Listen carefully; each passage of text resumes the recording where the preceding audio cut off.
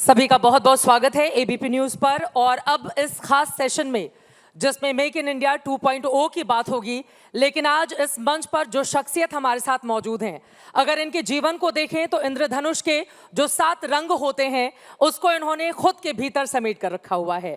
एक तरफ 700 करोड़ की कंपनी को लेकर आगे बढ़ना, दुनिया में बड़ी पहचान बनाना, तो वहीं दूसरी तरफ विपश्यना के जरिए एक संदेश भी देना कि जब शांति के मार्ग पर एक इतना बड़ा व्यक्ति चलता है तो फिर खुद के भीतर किस तरह का वो परिवर्तन हासिल करता है।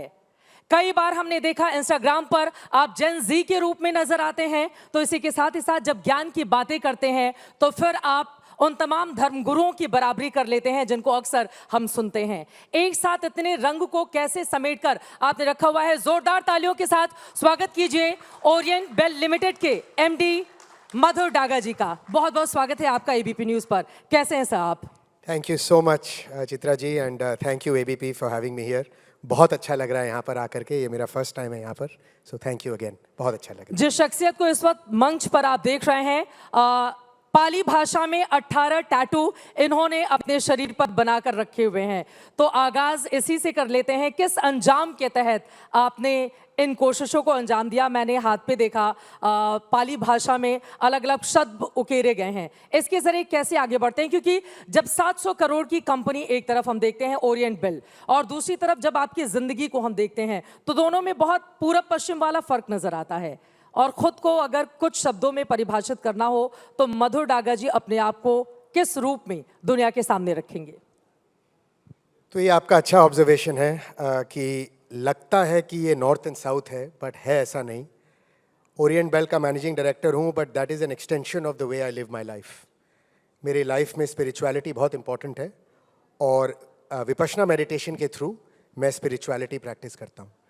तो मेरे सारे टैटूज़ विपश्यना मेडिटेशन से इंस्पायर्ड हैं। मेरा पहला कोर्स 2016 जनवरी में था और इस साल मैं अपने मेडिटेशन जर्नी की 10वीं सालगिरह सेलिब्रेट कर रहा हूँ। तो it is a very big year for me, 10 years। और मैं इसके बारे में इसलिए खुश हूँ क्योंकि 10 साल कोई इंसान अगर कुछ करे तो उसमें एक क्वालिटी, एक गुण होना बहुत ज़रूरी है, वो है कंसिस्टेंसी। और कंसिस्टेंसी के बिना, ये मेरा व्यू है, सक्सेस इज़ इम्पॉसिबल। तो मैं अपनी लाइफ को भी ऐसे जीता हूँ और मेरा मेडिटेशन और स्पिरिचुअलिटी प्रैक्टिस इसको सपोर्ट करता है। इतने खूबसूरत तरीके से आप शब्दों को बांधते हैं। मैंने इंस्टाग्राम पे इनके न जाने कितने रील्स देख लिए जिनके लाखों लाखों व्यूज़ हैं, और ख़ास तौर से इनकी सबसे ज़्यादा लोकप्रियता 25 साल से लेकर 35 साल तक की हमारे जो युवा वर्ग है उनके बीच है। वैसे तो आप जेन एक्स में आते हैं, जब हम जेन जी, मिलेनियल और जेन एक्स की बात करते हैं, आप जेन एक्स की पीढ़ी से हैं, लेकिन बातें आप करते हैं खूब चटपटी वाली जो जेन जी को बहुत भाती हैं। इसके पीछे की क्या सोच रही, क्या थॉट ऑफ प्रोसेस था? विपश्यना मेडिटेशन, स्पिरिचुअलिटी हमें एक चीज़ सिखाता है कि हम अपने अहम भाव को धीरे धीरे पिघलाएं। जब मैं पहला अपना मेडिटेशन कोर्स पे गया, तो जब रूम में गया तो मेरा पहला ख्याल ये आया, अब थोड़ा दुख होता है बोलते हुए, लेकिन ये सच्चाई है कि जो मेरा ड्राइवर है या जो मेरा घर का नौकर है उसका कमरा इससे बड़ा है, मैं यहाँ रहूँगा। तो उस कोर्स के बाद मुझे समझ आया कि एक विपश्यना केंद्र के अंदर एमडी की टोपी बहुत जल्दी निकालनी पड़ती है। तो जो आपकी बात आई जेन एक्स और जेन जी और अल्फा बूमर्स, ये लेबल्स हैं। अगर मुझे किसी से बात करना है तो मुझे उनके लेवल पे आना पड़ेगा, चाहे वो ऊंचा हो नीचा हो, वी आर इक्वल्स। तो हम एक दूसरे से ह्यूमन बींग्स और ह्यूमैनिटी के तौर पे बात करते हैं। इंस्टाग्राम में कुछ फॉलोअर्स आ गए हैं और उसमें से बहुत सारे ऐसे लोग हैं जो मुझे डीएम करते हैं और मुझे दिखता है कि वो थोड़े दर्द में हैं। तो I have to talk their language. I can not be the MD of the company when I am speaking to someone who is 25 और 30। तो ये बहुत ज़रूरी है। रिलेटेबिलिटी से कम्युनिकेशन बहुत आसान हो जाता है। क्या खूब बातें कही आपने। इसके पहले कि मैं विपश्यना से जुड़े हुए कुछ और सवाल पूछूं, ओरिएंट बेल को लेकर आप कैसे आगे बढ़ रहे हैं? क्योंकि जब मेक इन इंडिया 2.0 की बात करते हैं, 2047 तक विकसित भारत की बात होती है, हम तीसरी बड़ी अर्थव्यवस्था बनने जा रहे हैं, बहुत तेज़ गति से हम आगे बढ़ चुके हैं, तो उसमें आपकी कंपनी की भूमिका, खुद के लिए आपने कौन से लक्ष्य तय करके रखे हुए हैं जिसके ज़रिए मधुर डागा आगे बढ़ना चाहते हैं? तो विपश्यना मेडिटेशन के अलावा मैं एक एथलीट भी हूँ। मैं एक आयरनमैन 70.3 हूँ, तो मैं एंड्योरेंस एथलीट हूँ। एंड्योरेंस का मतलब होता है कोई चीज़ जो लंबे टाइम तक हमें करना पड़ता है, ये स्प्रिंट नहीं है। कंपनी चलाना, ब्रांड को बिल्ड करना, देश को चलाना, ये सारी लंबी चीज़ें हैं, they are very long term. तो जिस तरह हम अपनी आयरन मैन की ट्रेनिंग करते हैं, हमें अंदर अपने ऐसे स्ट्रेंथ्स बनाने हैं which keep us resilient for years to come. मेरा यही माइंडसेट कंपनी के साथ है कि हम अपने कंपनी का जो कोर है उसको कैसे स्ट्रॉन्ग करें, चाहे वो क्लीन टेक हो, यूजिंग एआई हो, कैश फ्लो और मे बी हमारे फाइनेंशियल डिसिप्लिन हो, ऑपरेशनल एफिशिएंसी हो, प्रोडक्ट की क्वालिटी हो, प्रोडक्ट इनोवेशन हो। What can I do every day which guards us against complacency? Complacency बहुत ही खतरनाक चीज़ होती है। तो मैं कंपनी को भी ऐसे ही चलाता हूँ जैसे मैं अपने लाइफ को चलाता हूँ। I must be strong for a long battle, long way ahead. तो इस तरह से मैं अपने MD के टाइटल को अप्रोच करता हूँ that I must make the company strong for the next few years. आजकल आप आज भी इस सिंपोजियम में सुन रहे हैं, there is lot of unpredictability. Most people are clued out कि कल क्या होगा। मैं भी, हमें कभी कभी नहीं समझ आता है कि हम 5 साल के प्रोजेक्शंस कैसे करें। इन चीज़ों में to have things that you can have anchors, quality, sustainability, जो चीज़ें हमारे नियंत्रण में हैं उस पे यदि हम फोकस करें तो we can try to make sense of unpredictability. अगर हम हमेशा यही सोचते रहें कि कल क्या होगा हमें नहीं पता, तो that is not the right approach. So we try to stay in the present moment and do what we can to make it a stronger company for today. अब मैं जानना चाहूंगी, एआई बदलती दुनिया को उसने पूरी तरह से चेंज करके रखा हुआ है, आपकी कंपनी के लिए ये कितना मददगार हो सकता है? और माना जा रहा है कि एआई आगे आने वाले वक्त में बहुत सारी नौकरी खा जाएगा, तो इसको लेकर जो डर दिखाया जा रहा है, क्या आप इस बात से सहमत हैं? दिल्ली में हमने एक बहुत बड़ा समिट भी एआई के मौके पर देखा, दुनिया के 100 से ज्यादा देशों के प्रतिनिधि शामिल थे, आप लोगों की भी नजर उस पर यकीनन बनी रही। एआई से संभावनाएं ज्यादा हैं या चुनौतियां ज्यादा पैदा होने वाली हैं? एआई से संभावना और चुनौती दोनों आएंगी। मैं ये नहीं मानता हूं कि एआई जॉब खाएगा। एआई जॉब बदलेगा, वो हमें बदलेगा। It will force us to change. खतरा कब आता है? जब हम बदलना नहीं चाहते हैं।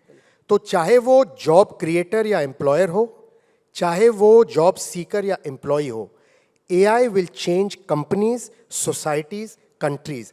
हमें बदलना है। एआई के बारे में जो एक बहुत अच्छी भी चीज़ है और खतरनाक भी चीज़ है, इट इज़ डिस्पैशनेट। उसके कोई इमोशंस नहीं है। हम ह्यूमन बीइंग्स हैं, हम बहुत फीलिंग्स पे जाते हैं। हमारा जॉब डिस्क्रिप्शन, हम किस तरह का जॉब करते हैं, मेरे क्या स्किल्स हैं, हम इससे बहुत अटैच हो जाते हैं। हमें इससे थोड़ा सा डिटैच होना पड़ेगा। हमें ये समझना पड़ेगा कि my identity will change and AI is going to force it. तो अगर आप ऐसा काम करते हैं जो आप जानते हैं आज कि एआई इजीली रिप्लेस कर सकता है, तो आप अपने आप को अपस्किल करेंगे और करना पड़ेगा। गुड न्यूज़ ये है चित्रा जी कि most of the AI is open source, most of it is democratic and in your hand. कोई आपको रोक नहीं सकता है कोई ट्रेनिंग लेने में। कितनी ट्रेनिंग तो फ्री है, पेड है।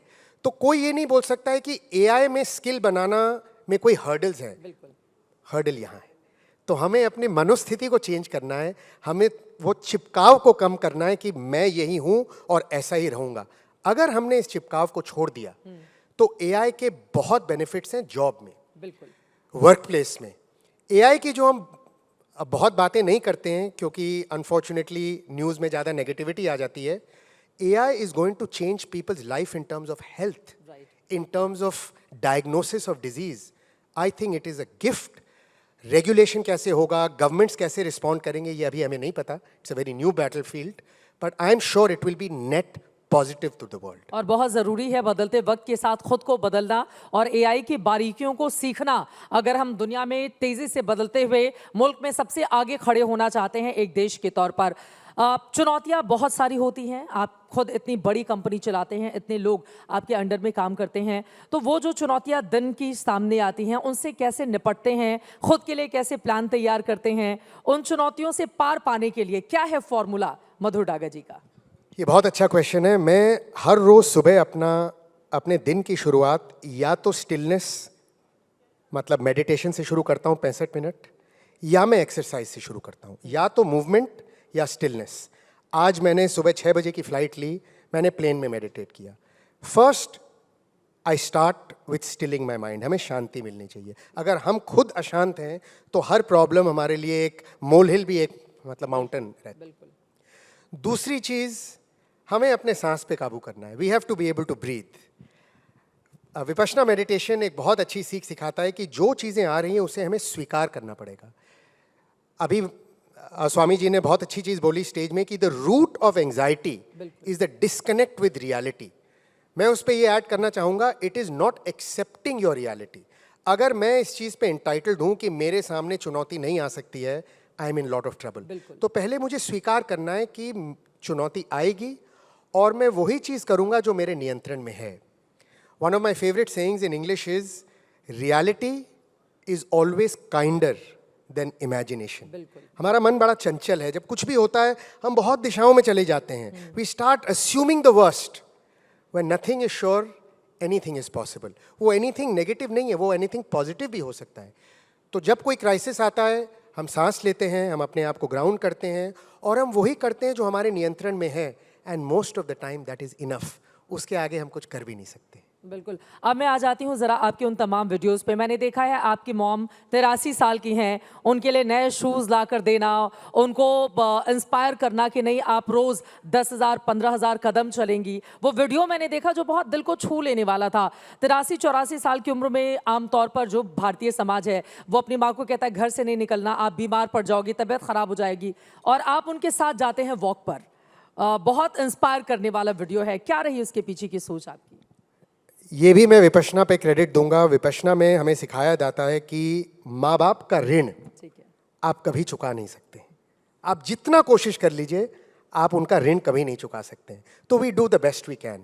मेरे लिए मेरे पेरेंट्स का हेल्थ बहुत इंपॉर्टेंट है. Walking is the biggest longevity lever in the world. अगर आपका आहार ठीक है और आप हर रोज़ मूव करें, sitting is the new smoking, अगर हम मूव करें, it is a huge longevity lever. और मैं एक एथलीट हूँ, रनर हूँ, फिर भी ये बोल रहा हूँ. अब मेरी मॉम 83 साल की उम्र में रन नहीं कर सकती हैं, लेकिन वॉक कर सकती हैं. अगर वो 10 मिनट वॉक करके थक जाएं तो बैठ सकती हैं. मैं उनके साथ रहूँगा. पता नहीं, life is very unpredictable. We have to live the day to our fullest. तो जितना टाइम मैं लगा सकता हूँ मेरे पेरेंट्स के साथ मैं लगाता हूँ. तो यही है कि showing love in the best way, कि मैं उनकी सहायता करूँ that their old age is as healthy as is possible. क्या बात है, बहुत खूब. मधुर डागर जी, आप इतनी चटपटी बातें करते हैं कि लगता है कि सेशन का समय हमारे लिए थोड़ा कम पड़ गया है. टाइम हमें इतने की इजाज़त देता है. बहुत धन्यवाद इस मंच पर आगे आने के लिए और यहाँ से हमारे तमाम युवाओं को इंस्पायर करने के लिए. यकीनन आप जैसे लोगों की इस देश को ज़रूरत है जो न सिर्फ एक बड़ी कंपनी को लेकर तेज़ी से आगे बढ़ें, बल्कि जो हमारा यूथ है जिसकी तादाद सबसे ज़्यादा है, उसको समय समय पर आप इसी तरह से प्रेरित करते रहें, इंस्पायर करते रहें. बहुत धन्यवाद एबीपी न्यूज़ के इस मंच पर शामिल होने के लिए. Thank you.